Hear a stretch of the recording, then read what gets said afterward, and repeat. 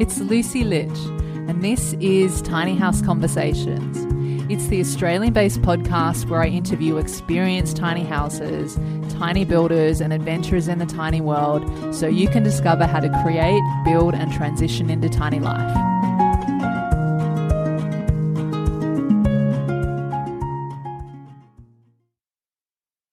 Before we get into today's episode, I want to tell you about a wellness company whose products I've been using for many years, which I'll also have in my tiny house, and you might like to as well.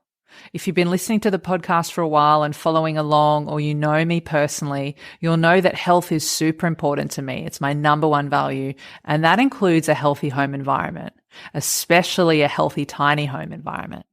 And Block Blue Light are an amazing company who supply specialty downlights, light bulbs, reading lamps, blue blocking glasses, and much more to help reduce your exposure to artificial light from all your devices, regular LED lights, and other unnatural sources of lighting, as well as electromagnetic fields or EMFs, especially at the wrong times of the day or night. Artificial light can impact our sleep and can contribute to other health effects, often unknowingly, which we'll cover in a future episode. And just like anything, the key is what impact this has on our health over the long term. Block Blue Light's products use amber and red lights or lenses, think sunset, candle, moonlight, and fire vibes, which humans naturally would have been exposed to, especially in the evenings in our ancestral past. I especially love my clear crystal blue blocking glasses to wear during the day to work on my computer, as well as their light bulbs and twilight sleep lamps at night, and their twilight red light torches for camping weekends away. And in my tiny home, instead of having regular LED downlights, all my downlights are amber ones from Block Blue Light, which means I don't have to worry about exposure to unnatural blue light. And for someone who has had challenges with sleep for several years, I absolutely notice a difference in sleep when I use my specialty blue blockers, lamps, and lights, which have been shown to support production of your sleep hormone melatonin for healthier sleep patterns. Now, the good news is Block Blue Light are offering you, a listener of the podcast, 10% off your order when you use my unique link and code. Just head over to tinyhouseconversations.com/blue light and use the code THC podcast, that's THC for Tiny House Conversations, to get your discount. I'll also put a link in the show notes for you for easy access. And if you haven't heard my Tiny House conversation with naturopath Amy Skilton all about reducing EMFs in your tiny home or any home, this includes reducing your exposure to blue light. So check out episode number 32, and I'll put a link in the show notes for that as well. And stay tuned for a podcast all about reducing artificial blue light in your tiny home and why it's important for your health. Now, here's the intro for today's show. Hey, it's Lucy, and welcome back to Tiny House Conversations. Today I'm doing something a little bit different. This is going to be a solo cast, and in this episode I'm sharing with you more of the details of the design of my own tiny home. And if you've been listening for a while, you've been following along, you'll know that Designer Eco Tiny Homes based on the south coast of New South Wales are building my tiny house as we speak, actually. So September 2022 as of recording. And if you haven't listened to episode number 33, I interviewed Grant Emons, the founder of Designer Eco, as well as episode number 35, I interviewed Danielle Dooley, the custom designer at Designer Eco Tiny Homes. And I'll put a link in the show notes for those episodes so you can go back and take a listen to those. And before I get into the details, first, I just wanted to share with you why I chose to go with Designer Eco Tiny Homes, because there are many great tiny building companies here in Australia, and some of them have been on the podcast. Actually, most of the main ones I've interviewed on the podcast, and some episodes will be coming out in the near future, so stay tuned for that. But back in early 2020, I first came across Designer Eco at the Tiny Homes Festival in St Ives in Sydney. And they had one of their 7.2 meter lifestyle series homes on display. And that was the first time I ever saw a tiny house in person. Up until that point, I'd only seen them on Instagram, on YouTube, watched the different videos. And so it was really exciting to be able to go and see tiny homes in person. And theirs was the first one I saw out of all the different models there. And it stood out to me straight away. I absolutely love the style and the quality of the build. And it was just so beautiful. And I had this feeling of, I could live in this. And after that day, I was like, yep, this is the path I want to create for myself. I really feel like this is an alignment for me. Living this more back to basics way of life and closer to nature, lessening the impact, and of course having this sort of minimalist way, which was something that was already part of the way that I live anyway. And I started to follow Grant and Designer Eco online, and I was listening to podcasts and watching videos and just seeing what they were doing on social media. And then towards the end of 2020, I decided to take a trip from Sydney down to their workshop in Ulladulla just to check things out more, to ask questions, to see more of the builds in progress. And something else that I found out was that they do high-level customization, and that was another big tick for me because I had many features of my tiny home, which you'll hear more about today in the episode, that I wanted to do. And not all builders will do high-level customization. Some of them will have, or most of them will have their base models, and then you can maybe add on some extras and little things here and there. But these guys do high-level customization down to kind of building your home from scratch if that's what you want to do. And then after doing lots of different research, it was really important for me to find an ethical, trustworthy, reliable, professional builder. I eventually decided that Designer Eco is who I want to work with. And even though I went to the showroom at the end of 2020, it actually took me until the end of 2021 to bite the bullet, to pay the deposit to get on the building schedule, to be like, okay, now is the time. Like, I feel like in that year, it just wasn't the right time when I was initially there. And then as many things started to unfold in our collective life, you know, around the world and in my own life, I was like, okay, now is the time.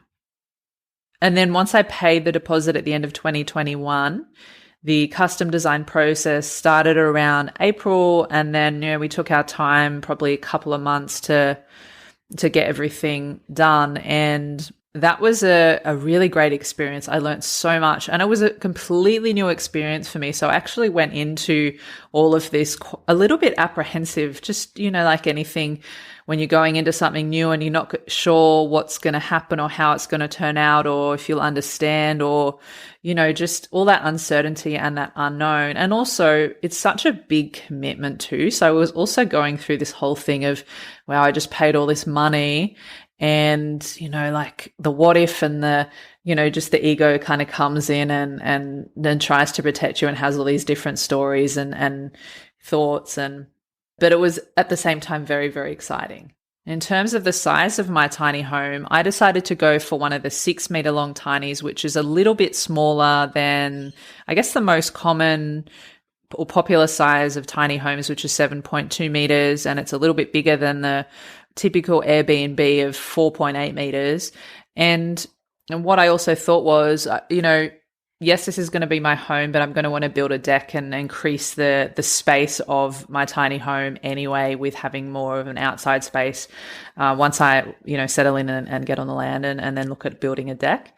And so because I had quite a few months to prepare for the design meeting and just time to think about what it was that I wanted to create, and one of the main resources that I used to help write notes and prepare for my design meeting was Tiny House Decisions by Ethan Waldman, who's the host of the Tiny House Lifestyle podcast over in the States. And if you haven't listened to my Tiny House conversation with Ethan, he was on the show at episode number 25, and we actually talked all about his Tiny House Decisions guide. And he basically outlines all the different decisions that you might have to make when it comes to building your tiny house or having one built for you, as well as, you know, transitioning into the tiny lifestyle. And so he really helped me to go through the different systems. And what I really started with was just writing some notes out about what was most important to me. Like, if I had maybe 3 to 5 primary requirements, what would they be? And for me, my absolute number one priority and value is building a healthy home environment. So health is my number one value. And so that included things like natural, non-toxic building materials where possible, really good ventilation, so that, can minimize mold, even looking at things like not having carpet and supplying my own paint, natural paint and natural finishes of oils or varnishes, and then also looking at the EMF, the electromagnetic field situation of where the electrical wiring is going to be and the light fittings, and not having anything that's electrical around the bedroom. So no electrical wiring or power points or anything like that in the bedroom, and then not having the kitchen underneath the bedroom, which I'll get to in the layout section, but not having the kitchen in the bed underneath the bedroom so that I don't have the appliances, the electrical appliances, which can create electric and magnetic fields that are just underneath where I'm sleeping. So just lots of things like that. And I also thought, okay, well, I really love cooking and cooking is essential for me. And so I want to have a good amount of bench space. And so thinking about that. And then I also knew I wanted to work towards being off grid. So just making notes around maybe having a hybrid system or what kind of features that I could have to make the tiny house off grid friendly, or to be able to be off grid friendly in the future. And then with the help of Tiny House Decisions, I wrote down things like plumbing, water, electric, gas, refrigeration, ventilation, heating and cooling. Those are like some of the main systems. And then writing down what I wanted to have around each of those features. And then what I also did was go through the base model of the Designer Eco tiny house that I was having built, because what happens is they have a base model and then you can kind of make as many adjustments to it as you want, but kind of going off the base model as a guide. And so I went through the whole base model and I wrote down the different things that I wanted to maybe add to the base model, or I wanted to maybe amend in some way. And so I found that really helpful as well. And then I wrote down all the different common areas of a home. So whether it's kitchen, the bathroom, the bedroom, having a loft, thinking about, again, the different features like the water, the power, the plumbing, electricity, and just writing out all the different questions I had regarding, should I go for a gas cooktop in the kitchen or an electric? Or is it possible to have a mini washing machine or not? Can I change the size of the fridge? Can I supply my own light bulbs? Is it possible to have the sleeping loft at the opposite end of the house to the kitchen and the bathroom? Just so many things like that. So I would really recommend, because you're going to have so many questions, is just to have these different categories and then write down all the different questions within those categories. And then you'll find, and this is what I found, is when I went through the design meeting, is that a lot of those questions were answered just in our conversation. And then if they weren't answered, I was able to go back to my notes and just ask those questions to Danielle. And then when I was thinking about the different power sources, like whether electricity or gas, I also wrote down like, what is it in my home that's going to potentially need electricity and what might need gas? Just a side note here, I wanted to actually try and do as little gas as possible. And so yeah, most of what I'll be running will be on electricity, but we'll get to that. And then one of the other resources I found really valuable that helped me make more notes was a book called Tiny House Designing, Building and Living by Andrew and Gabriella Morrison. And that book accompanied with Tiny House Decisions by Ethan. Those were the two main resources that were really, really helpful and really thorough and helped me learn so much even before going into the design meeting. And then I feel also helped me prepare with different questions that I could ask and help to give me more of an understanding about the good questions to ask or the necessary questions to ask. And so I'll put a link in the show notes for Tiny House Decisions and also for Andrew and Gabriella Morrison's book too. Now, when it comes to the design process and working with Danielle, one of the first things she said to me was, talk to me about your dreams and desires. Tell me what you have in your head if all your dreams came true. And so that's when I shared my overall most important value of a healthy home environment and having as many natural features as possible. And so as I mentioned before, that included strategic electrical wiring, strategic layout of the home, having no smart wireless or Bluetooth technology or appliances in the home, having good ventilation, being able to use natural paints. So whether it's on the walls, the ceilings, the trims, different oils on the interior and the exterior. And I will go into all of this in more detail. I'll do a separate episode on creating a healthy home environment and the exact details and things that I did in an upcoming episode. And then a couple of other helpful things that Danielle said to me was, we want to allocate the most amount of space to your living function as opposed to your storage function. And then she also said, in terms of like the layout and the floor plan of the rooms, because that's one of the things that we talked about first, she said, think about a rectangle, where you want to put it on site and then what you want to look at. So I found like kind of having those little tidbits was really helpful to come back to.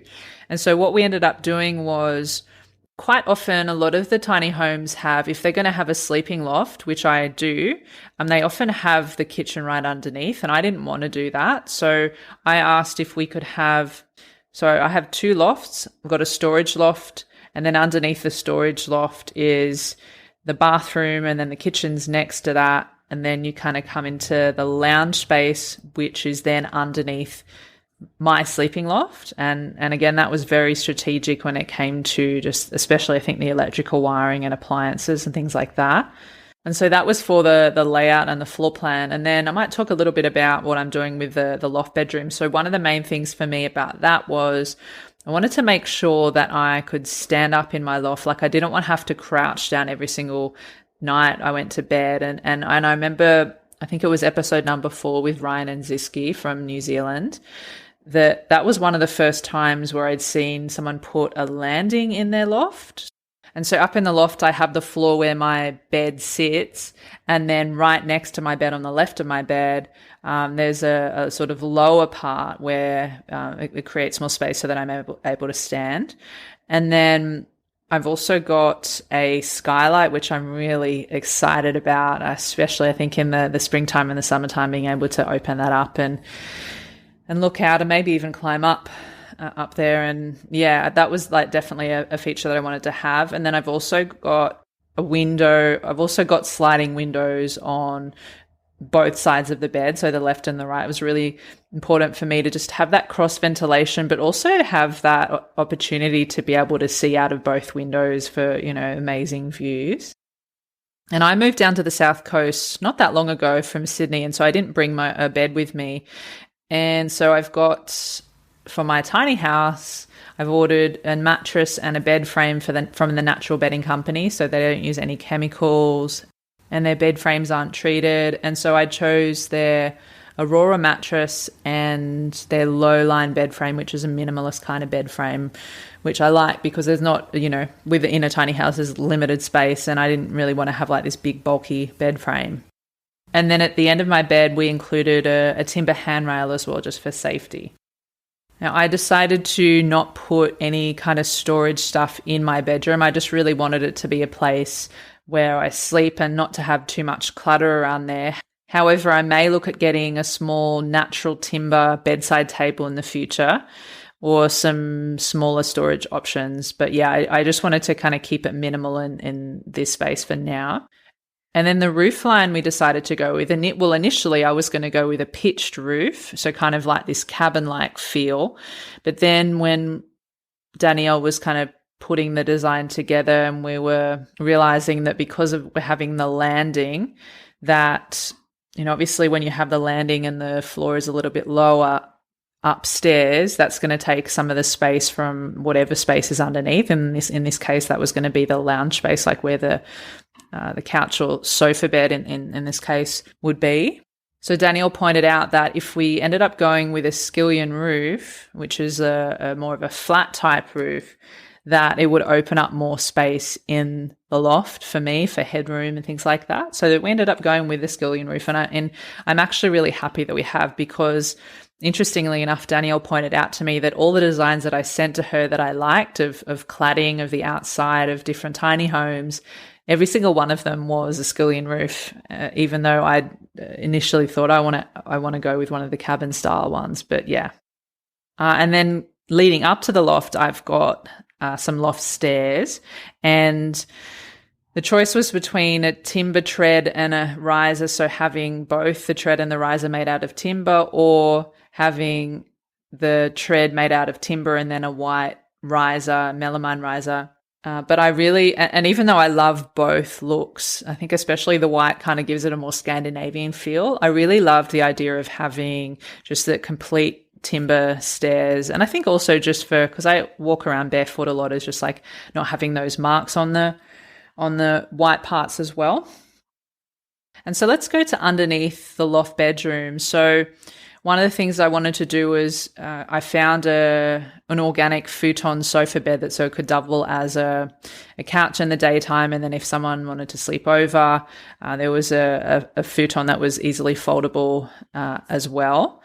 Then we've ended up including a combination of a sliding window, awning window, and I just love that the lounge space really just kind of has all these different windows, and I can imagine how beautiful it's going to be just to be able to stand there or sit there and just look at the amazing views through those windows. I'm really excited about that. And by the way, the windows, I decided to go for white windows, white aluminium windows that are double glazed rather than black. I think typically, or quite commonly, I see a lot of black windows, and a lot of the, designer ecos usually come with black. But because I was thinking about the cladding on the outside, as well as do I prefer white or black on the inside, it was kind of, just navigating through what I wanted to achieve with having those windows. And so I decided to go with white, and I'm really happy with that. And then above where the sofa bed would be, there are a few storage cupboards there, so that'll be handy. And so moving to the kitchen, as I mentioned before, the kitchen is important to me. I do really like to cook, so I wanted to have a good amount of bench space. And I also needed a workspace because I work from home as well. And so what we have is like this extended timber bench top that also doubles as a workspace for me. And I remember Daniel also asking, like, how do you cook? What appliances would you use most often, and what might need storage? And so for me, it's the oven, the stove. And I did say slow cooker, but I feel like I'm going to sort of change the way I do things because of the whole power thing in a tiny house. And so I also am aware, like, I would probably like to be able to cook outside at times, whether using the barbecue or on the fire, something like that. And so then it was an option of, do I want to keep the 2-burner gas stove, which comes with the base model, or do I want to maybe remove that altogether? Because I was kind of iffy, as I mentioned before, about having an open flame in the home and the whole gas thing.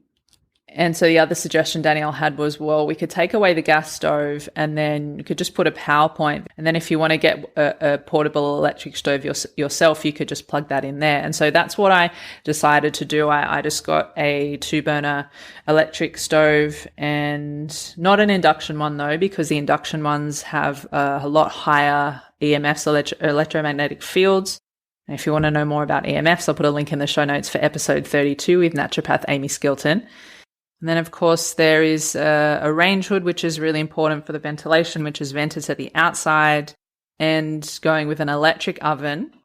And then moving to the bathroom. So Danielle said to me, do you want to have a smaller bathroom, or would you prefer to have like a lot more space in your bathroom, or where do you want to allocate the most space? And I decided that I would rather allocate more space to the kitchen area or the lounge area rather than having a bigger bathroom. So we've gone for a small bathroom, which has a vanity basin and tap and shower screen, of course.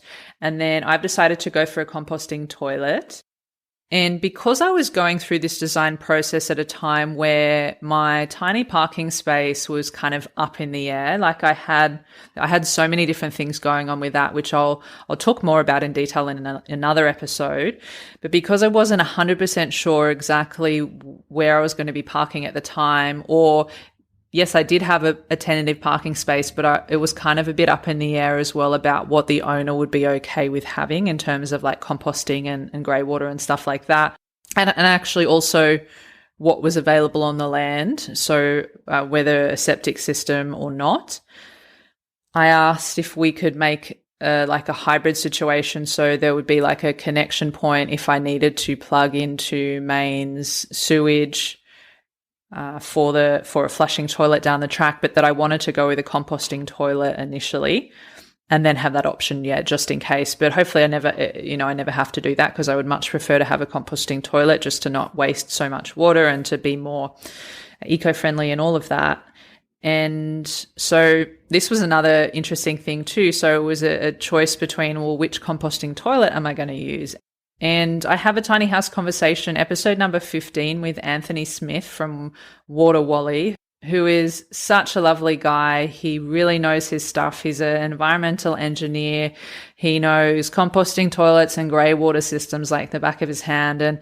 And he's been so helpful to me in my journey of sort of figuring out what the best option would be for me. But if you haven't listened to that episode, I'll put a link in the show notes for that as well.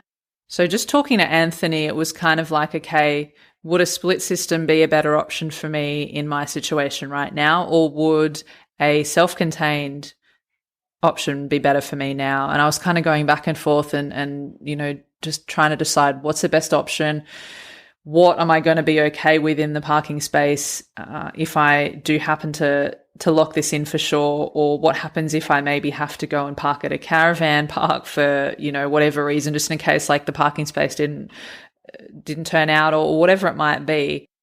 And when it comes to a split system composting toilet, I was talking to Anthony about the Natureloo 650. I'll put a link to that in the show notes. And I was also talking to him about the self-contained one, which many people will know about the separate tiny, which is often used in tiny homes by different building companies, and also just tiny houses when they're doing their own DIY builds. And if I'm not mistaken, I think that's a Swedish company.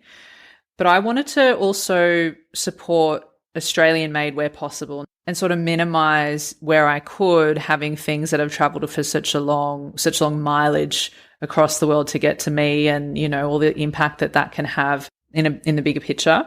And it just so happened that Water Wally was coming out with the Wandering Wally, which in episode 15 Anthony mentioned it briefly, and it was a self-contained, very similar to the separate tiny, but the capacity of the liquids and the solids chamber both a little bit larger, which I think is a good thing. So obviously that means less emptying and all of that. And it also has a urine diverter too. And so after going back and forth and asking so many different questions to Anthony, who was super patient and generous with his time and with his knowledge as well, I decided that, okay, I'm going to go with the Wandering Wally, because it would be the easiest for me to manage, at least in the short term, until I definitely knew I'd found somewhere, much longer term for parking my tiny. And so I'll put a link in the show notes as well for the Wandering Wally. And, if you have any questions, I'm sure that Anthony would also be very happy to answer them, and, can contact me through his website, which will also be in the show notes.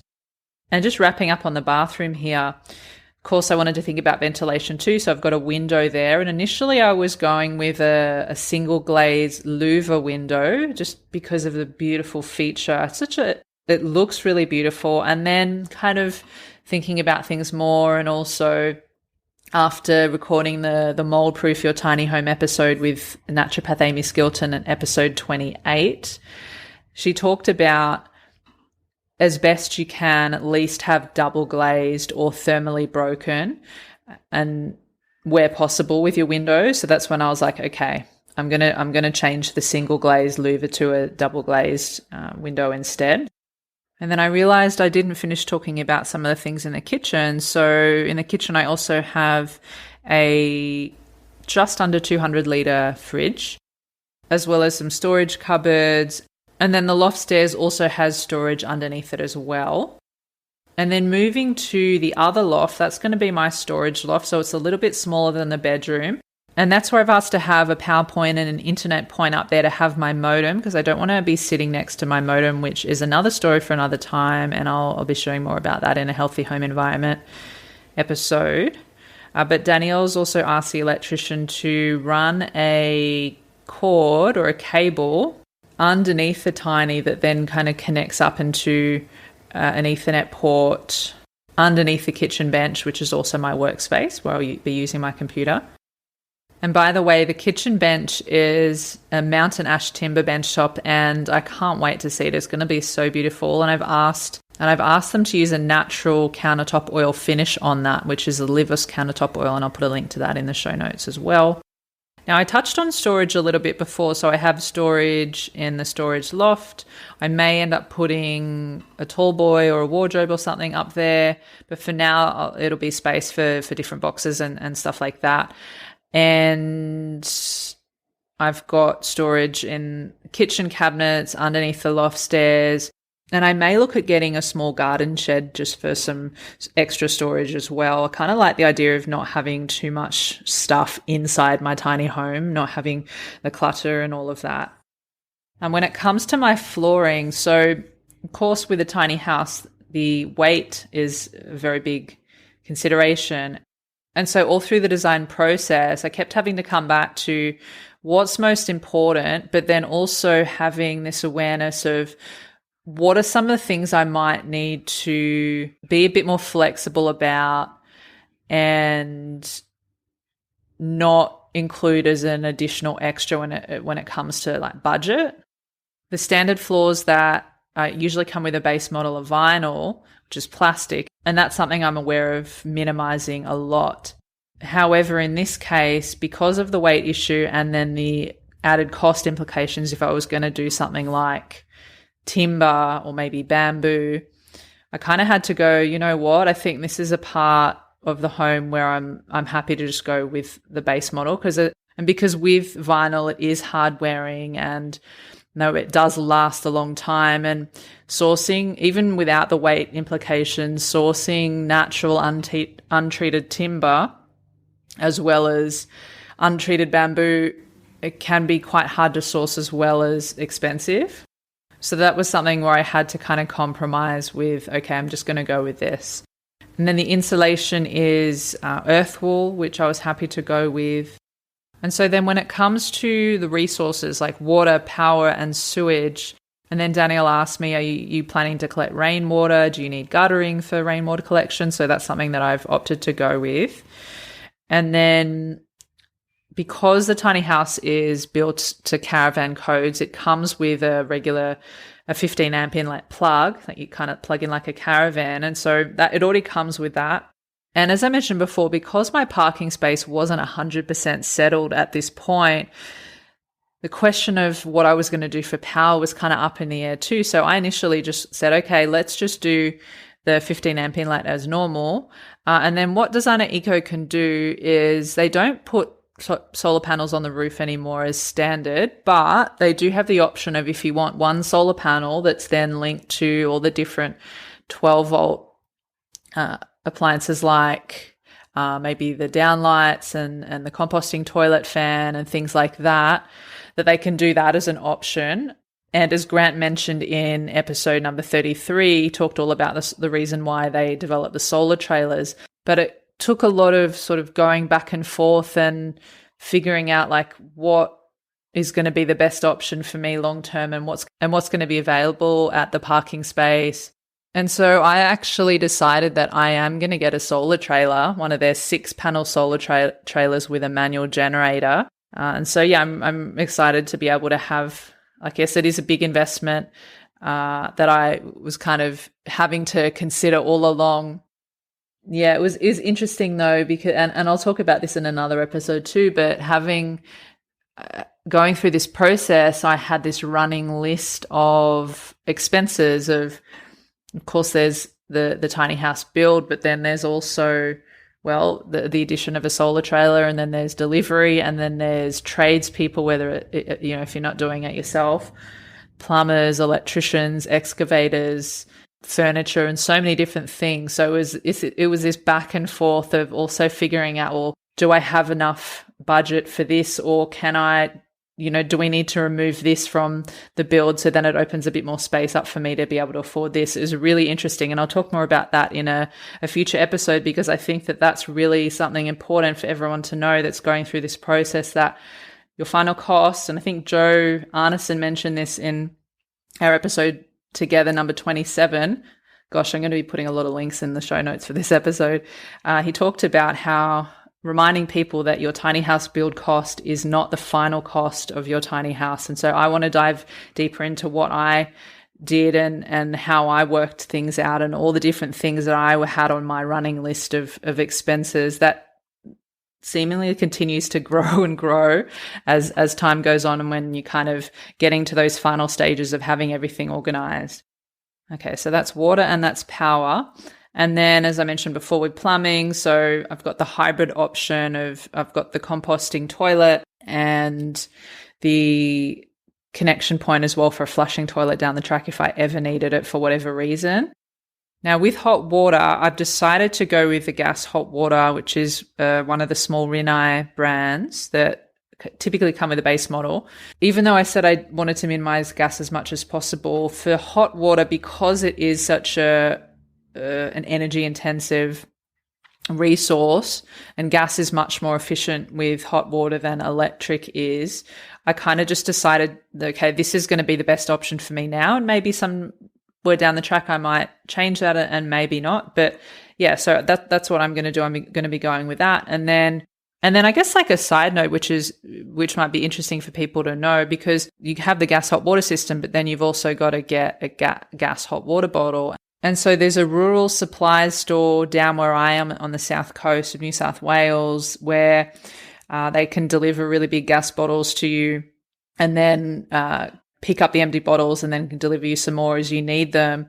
And so just thinking about things like that as well, that's something that, and if you don't have that option for you, you can just use the regular gas bottles that you might get at Bunnings or a service station or something like that. But that's a kind of a good side note to let people know of, because if you've never done anything like this before, having to organize this kind of stuff, or never having maybe used gas before too, it's good to know. And then one thing I wanted to mention about my tiny house is in regards to a washing machine. So I'd pretty much already decided before I went into the custom design meeting with Danielle that I probably wasn't going to have a washing machine. And we talked about this and she asked me a few questions about it. And, you know, with that book that I mentioned at the start by Andrew and Gabriella Morrison, they talked about all the different options that you could consider using and that they've used themselves in a tiny home over the years. So whether it's having a washing machine, but then obviously it takes up more space as well as electricity and water. And then you could maybe think about going to a laundromat if it's not such a big deal to you, or maybe you've got family or friends that you could use their washing machine. Or they talked about this thing called a Wonder Wash, which is essentially like a handheld, it's a human-powered camping type of washing setup, which you probably wouldn't be able to wash too many things. But for me, I was kind of like, I wouldn't mind doing that. It's another way to sort of minimize the use of resources and you know, electricity and water and all of that in the bigger picture. So I decided to actually get one of those Wonder Wash things just as a backup. And it turns out anyway that the landowner where I'm parking my tiny home has a washing machine there. And she said, oh, you know, you're welcome to use that if you ever want to. And my mum's also not far away too. And so, you know, I could go over there if I wanted to as well. And I'm actually happy that I've made that decision, because then it doesn't take up so much space in the tiny home too, which is already obviously a limited space.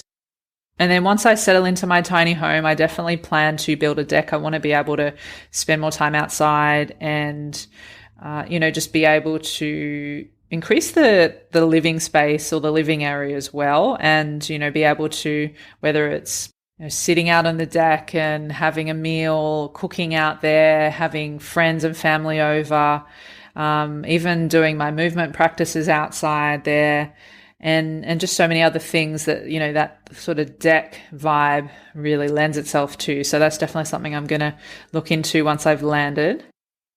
So the cladding. When it came to the cladding, if you listen to my episode with Danielle, you'll know that I mentioned that cladding was probably one of my most challenging aspects of navigating for myself. And for me, what I went through was like, I knew what I really loved the look of in other people's designs. Like I looked at so many different tiny homes and I sent her, she said, look at as many exteriors of homes as you can. They don't even need to be tiny homes, and then send me your top 3. And so I ended up thinking, I think I even sent her maybe top 4 or top 5.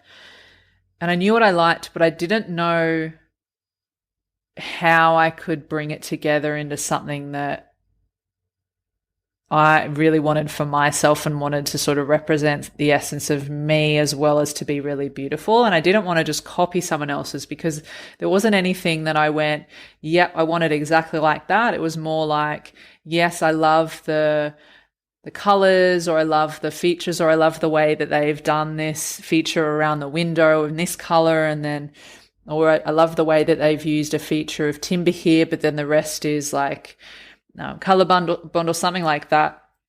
And so that was like a back and forth, and we really didn't nail that down until like the very last days or week or something before I had to kind of settle everything and lock in the design. And it actually changed over time too. So what I really liked from cladding, and what I said to Danielle, is I really love, and actually this is something that really drew me to Designer Eco's builds as well from the start, is the use of the Western red cedar and that horizontal cladding style of the cedar. I just really love that timber, earthy, rustic look. But with the cost of, materials, timber and all of that being a lot more these days, I wasn't able to make the whole cladding timber, nor did I want to anyway, because the other thing to note here is that timber does actually need a lot of maintenance over time, like re-oiling and all of that, which is fine and is something that I'm going to be doing because I have decided to go with timber, but just not for the whole tiny. So initially we were going to do a feature of shiplap cedar, which is the vertical, more modern looking cedar on one of the ends of the home. And then we were going to do the rest so it was between like WeatherTex, cedar, or Colorbond. And so we're going to do the rest in WeatherTex and paint it black. And it was going to be like this, dark exterior, so black for most of the house, and then possibly white windows, and then, the shiplap cedar on the side. But then as time went by, and I think this is really good that I had quite a bit of time to go through this process and to go back and forth with Danielle and to really sit with, okay, what is it that I really want to do here, and do I want to change this now because something else has come up, or anyway. So the last design meeting that I had with her, like I said, when we were trying to sort of really nut out and clarify the cladding, I was like, you know what, I really like the color green, but not just any color green. I kind of like the sort of bushy, almost olive type green. And I showed her an example, and I said, I'm wondering what that would look like in the Colorbond. And so that we found the mangrove Colorbond color, which is very much like that. And then instead of the shiplap cedar vertical, actually go with the initial horizontal cedar that I love from the start, that I said, drew me to Design Eco years ago, and then have white windows. And as soon as I said that, something inside me shifted. I was like, yeah, like that's what it is. And Danielle drew it up for me on the 3D designer, and I saw it and I was like, yeah, that's it. Like, that's it. And before that point, when we were trying to go with the other options, something inside of me still was like, it looks beautiful, but it's not it, or it's not right. It's not quite 100% right. And when we put this all together, I was like, yeah, that's it. And it's funny how it just kind of came down to right to the end. And to oil the cedar, I got the team to use the Bioproducts Natural Exterior Timber Oil, and it has turned out so incredibly well. It's given the cedar this real honey golden-like appearance, and it smells really good, and it just looks beautiful, and it brings out the natural graininess of the timber as well. I'll put a link in the show notes for that. And then on the roof, we're using Colorbond as well, so the monument color. So I want to just talk about the natural paint that I used for a moment, because we used on the exterior for the fascia, we used the Fortitude color from the Natural Paint Co., which is the closest that we could find to Monument, the Colorbond Monument that matches the roof. And then on the interior, I'm using bio wall paint or bio products wall paint from Eco at Home. I'm just thinking about what other features I added to the tiny home in addition to the base model. Yeah, so one thing I also really loved, and this was inspired by Bryce Langton's tiny house on Living Big in a Tiny House. On one of his tiny house tours of his own home, the storage cupboards under his loft stairs had timber handles, which really kind of gave it this Scandinavian vibe. And I really love that. So I also asked Danielle if we could do something similar. And so she said, oh, let's get their guys to actually make the handles out of the same timber as the bench top. So that way it can be uniform and the same. So really excited about that. That's going to look really great. And then a last minute addition that I actually realized later was I wanted to have a timber handrail to walk down on the wall to walk down the loft stairs, just because it could potentially be steep or, maybe needing to get up in the middle of the night to go to the toilet, that kind of thing. And so we actually ended up adding that in during the build. I actually went down to their workshop recently and just to test out and say, okay, is this something I definitely want, or, now that the stairs are all in place. Yeah, and it turns out I thought, you know what, it is something that I want just for long-term sake as well, just in case. And in terms of the downlights, I've decided to supply my own downlights instead of having just the regular LED ones. I'm using Block Blue Lights downlights, which uses amber light rather than blue light. And I'm also going to be using their E27 amber bulbs for my external wall light, which will be outside the tiny home. And I use those bulbs as well for my lamp at home too, which I'll have in my tiny house. And so that link, one more time, if you want to check them out, is tinyhouseconversations.com/blue light. And the discount code for 10% off is THC podcast. Again, those details will be in the episode show notes. And just one last thing I wanted to share before we wrap this episode up is something that Danielle said to me, which I thought was really helpful, and it reminded me to come back to again and again, especially when we're thinking about what the color of the interior is going to be. And, in the kitchen, do you want to just keep it white, or do you want to, have color cabinets and all of this type of stuff? As she said, it's a question of if you want to add the personality in the actual build or in the objects that you put in it. So if you go white, clear, and simple, you can put whatever you want next to it. And so you might find that helpful too when you're going through your own design process, whether it's doing it yourself or going with a tiny house builder. Now, thanks for being here with me today. I will be doing some more solo casts in upcoming episodes, all about different aspects of my own tiny house and tiny house journey. And as always, the links are in the episode show notes at tinyhouseconversations.com. And if you have any questions for me about some of these things that I've been talking about today, feel free to message me on Instagram, on Facebook at Tiny House Conversations, or you can send me an email at tinyhouseconversations@gmail.com. And keep a lookout on my social media pages for photos of my tiny house. I've already shared what the cladding looks like, and as the build starts to come to a completion very soon, I'll also start to share some photos of the interior with you. Thanks again for listening, and as always, stay tuned every Thursday for new episodes of Tiny House Conversations, and I'll see you on the other side. Thanks again for listening, and if you enjoyed the conversation today, you found it valuable, and you want to support the podcast, the best way you can do that is to share the love. That way I can keep bringing you more tiny house conversations to help you on your own tiny journey. So here are 3 ways that you can support the podcast. Number 1, if you have a friend or family member that you feel would benefit from hearing these conversations, feel free to share it with them, email them, text them, send them a telegram, do whatever you need to do to share it with them. Number 2, if you hit the subscribe button, you'll know exactly when the next episode is live. And number 3, if you head on over to Apple Podcasts or wherever you're listening to podcasts and leave a 5-star rating and review. Thank you so much in advance. I appreciate you, and I'll see you in the next episode.